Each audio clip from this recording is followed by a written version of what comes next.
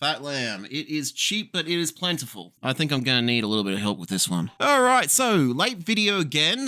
Sorry, the week went by so fast that before I knew it, it was already Saturday again. So yeah, sorry about that. You know, it happens, I'm sure. We are up to episode 6 of season 2 or 15 or whatever it wants to call itself. It's the Interstellar Song Contest. The Doctor and Belinda, while getting the last Vindicator reading, find themselves at the Interstellar Song Contest. They decide to stay and watch, and also Mrs. Flood is there, and she's collecting the Vindicator reading as well, because that's a thing that's happening. And everything's going well, they're having a good time when they end up getting shot into space, except for Belinda, who gets caught by the ceiling. You see, the place has been taken over by some terrorists. They're called Hellions. The leader of this terrorist group wants to send a Delta wave through the broadcast in order to kill like 3 trillion people. Can the Doctor escape the icy depths of space and save the day in time? I went into this really wanting to like it. The elevator pitch for this episode was Die Hard at Eurovision in space. I mean, that sounds amazing. It's written by Juno Dawson, author of This Book Is Gay, also the 13th Doctor novel, The Good Doctor, and a bunch of Big Finish stuff. I like Die Hard, I love Big Finish, and I like things that are gay, so I really should like this. Juno Dawson is also the first openly trans person to write for Doctor Who. That is huge. I want to be supportive, but I really don't like this episode. There's a lot to like about it, and I will go into that, but it's all overshadowed by some pretty heavy-handed commentary about current events, which,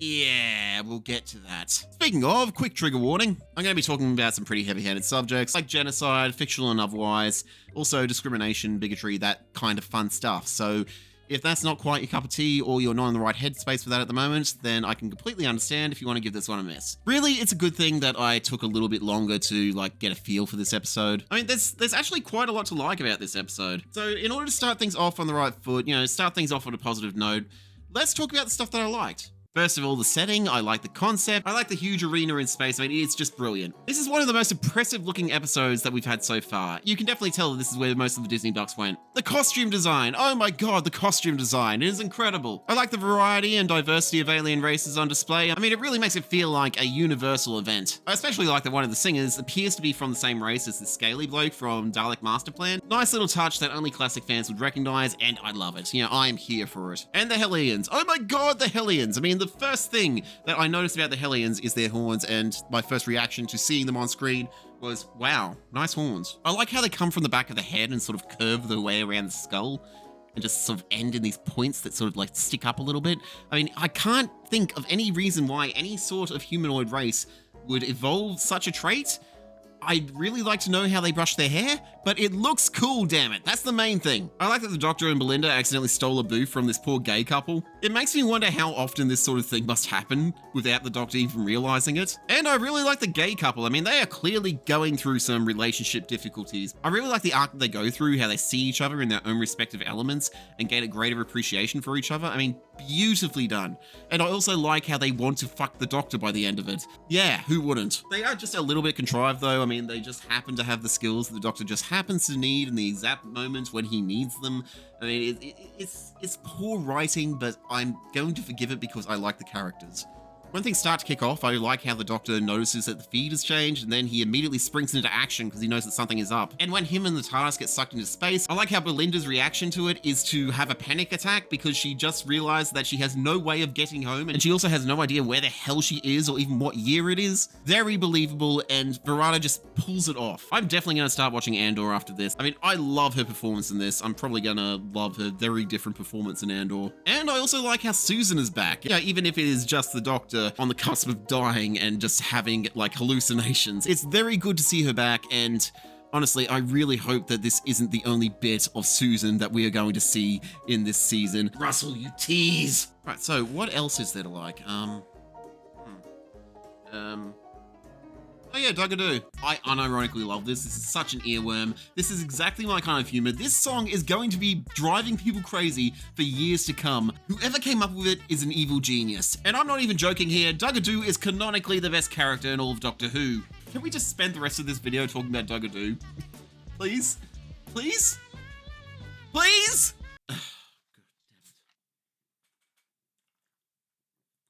I did not want to talk about this on my channel. This is supposed to be my happy place where I can just create stuff and have fun and not have to worry about like the horrible stuff that's going on in the world. But I've also set a precedent of like talking about the political aspects of the episode. So yeah, I've got no choice at this one. Thank you very much, Juno. Also, to not talk about it would be disingenuous, and I don't want to do that. Too many people are. The Hellions and what happened to their people is a very obvious parallel to Palestinians and the Israel-Palestinian war and the Gazan genocide. The most obvious comparison, of course, is the initial attack. It happens at a music event, just like the October 7 attack. I'm not going to go too far into it. I don't have the time or the spoons. But if you want to know where I stand on the issue, I am anti-genocide. I don't care who is doing it. I don't care what any Palestinian did to anyone ever. Nothing could possibly justify the killing of 17,400 Palestinian children. If you want to know more about the issue, there are plenty of videos out there to discuss it. John Oliver does a pretty good breakdown of it. There's also that one video by Sean, and a bunch of other ones that go into the history. Needless to say, it is messed up. Going into how it relates to Eurovision, when Russia invaded Ukraine, they were banned from the contest. And now Israel is actively engaging in genocide, and for some reason they're still allowed to compete, which has led a lot of people to boycott Eurovision. In this episode, the main sponsor of the Interstellar Song Contest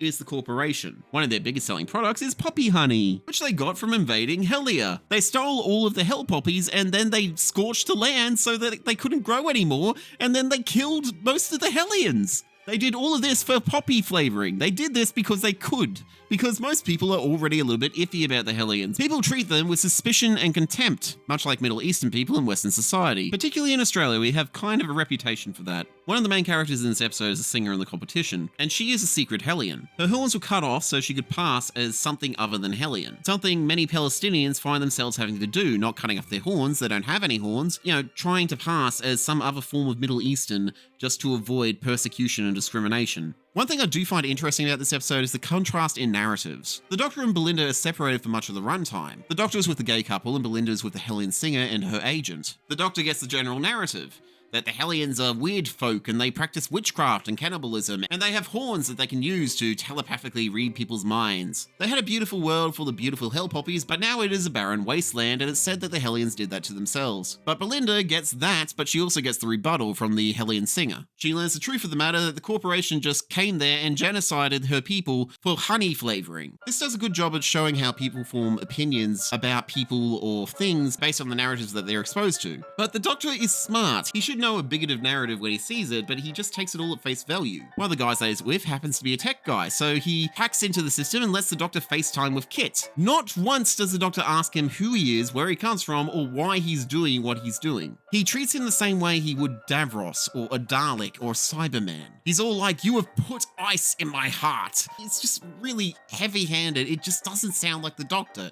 It doesn't sound like something he would say or do, but apparently it is, because Kit wanting to kill 3 trillion people has triggered him, apparently, and everything that he does in this episode is apparently justified because he's triggered. I mean, what Kit wants to do is indefensible. It is objectively evil what he wants to do. I am not going to defend that even slightly, but let's talk about Kit for a second. In Hellion culture, it is customary for the mother to name the child. Kit is called Kit because his mother was shot before she could tell anybody what his name is. Him and his girlfriend have grown up seeing loved ones murdered before their eyes, while their world is turned into a blackened cinder, while the entire universe just watches and does nothing. Even after escaping that hell, they're treated like monsters in general society, treated with suspicion and contempt because of who they are, struggling to find employment, and even if they do happen to find employment, they're expected to be grateful for it, because not everybody would hire a Hellion. These are 2 very young, very damaged individuals who have been through hell and are lashing out. They want justice for what was done to their planet and their people, and in their damaged psyches, this is how they think they can get it. What they want to do is completely indefensible, but the entire universe saw their planet burning and they did nothing to help them. That's enough to radicalize anybody. And honestly, Kit is no different to Bonnie in the 12th Doctor era, in the Zygon inversion. Her people were forced to hide their identity and forced to live as humans and give up their culture and everything that makes them Zygon. So she wanted to take over the world and subjugate humanity. So what did the Doctor do in that situation? He locked her in a non-lethal escape room and gave her the best anti-war speech in the history of this show. When you fire that first shot, no matter how right you feel, you have no idea who's going to die. I'm not stopping this, Doctor. I started it. I will not stop it. You think they'll let me go after what I've done? Look at me. I'm unforgivable. Well, here's the unforeseeable. I forgive you. After all you've done, I forgive you. And what does the 15th Doctor do in the case of Kit? He tells Kit that revenge is just an excuse for him. The truth is, he just wants to kill people, even though we haven't seen proof of that. And honestly, the Doctor should know better, because this is a very dangerous misunderstanding of why people become radicalized in the first place. I am sure that there are many sociopaths in terrorist organizations around the world, but people who get suckered in by terrorist organizations are usually people like Kit, people who have seen their relatives and loved ones reduced to red mist and chunks of flesh. The other people that they sucker in are usually people who have experienced discrimination their entire lives. And by the way, if you are the kind of person who would treat a Muslim differently just for being Muslim, you're confirming everything that terrorist organizations tell young Muslims about the Western world. Stop it. So after telling him off, the Doctor's character is further assassinated when the Doctor puts on an Infinity Gauntlet and uses hologram technology to torture Kit.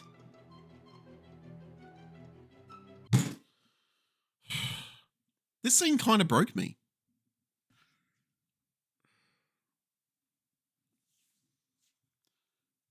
For those of you who are unaware, Shooter Gatwa and his parents are survivors of the Rwandan genocide. The Tutsi people were victims of discrimination and bigotry that was allowed to fester and propagate. It's a complicated history rooted in deep-seated ethnic tensions. Some of it with its basis in 20th century European eugenics. But it got to the point where when people talked about the Tutsi people, they talked about them the same way they would talk about cockroaches, or mice, or maggots. A problem that needed to be taken care of. And eventually they did. They took care of it. Eventually, normal, everyday people felt comfortable getting up and cutting up their neighbors with machetes. People that they had known for years and years and lived with for years and years, they felt comfortable getting up one day and cutting them up. This scene is insulting on so many levels. There are layers to this fuckery. It's an onion. This is a scene where a genocide survivor is playing a genocide survivor, torturing a genocide survivor. This is a scene that was the last straw for many lifelong fans. I mean, we've all seen that video by Davis by now. It makes me feel physically sick that this is in my favorite show, and I would really like to know who the hell is responsible for this. Why didn't anyone stop them?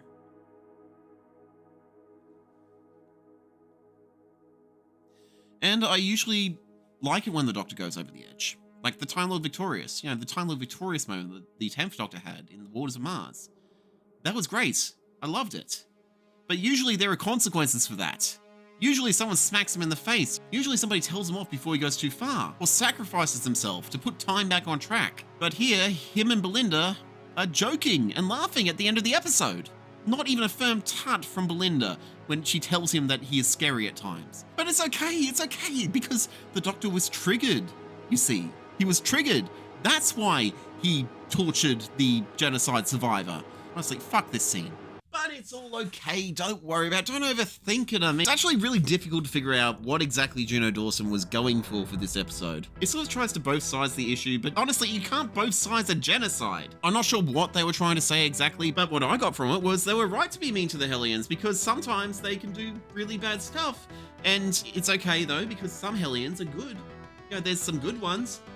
They're the ones who cut off their horns, pretend to be something else, and don't do anything Hellion. There is actually a lot to like about this episode. There's a very good premise. There's a very good team behind it. I mean, if I were to write a story like this, well, first of all, I wouldn't. I don't think that I'm talented enough. But if I were a script editor at Bad Wolf Studios, I'd recommend that they lean more into the Die Hard aspect of it. Instead of robots, Kit comes in with an entourage. He comes in with a bunch more Hellions. They're sweeping each level, and the Doctor is working through them, taking each of them out with Venusian Aikido, not killing them, of course. And each time he does, he takes their communicator and he talks to Kit for a little bit. He asks him why he's doing this. He asks him who he is, what his story is. He gets in his head a bit. All this leading Kit to the realization that what he wants to do will only lead to further suffering for his people. Maybe even lower the stakes a bit, they're way too high. Like maybe he's just holding the stadium hostage. But then I guess we don't get that pretty shot of all the people flying off into space, which, what's the point if we don't have that, honestly?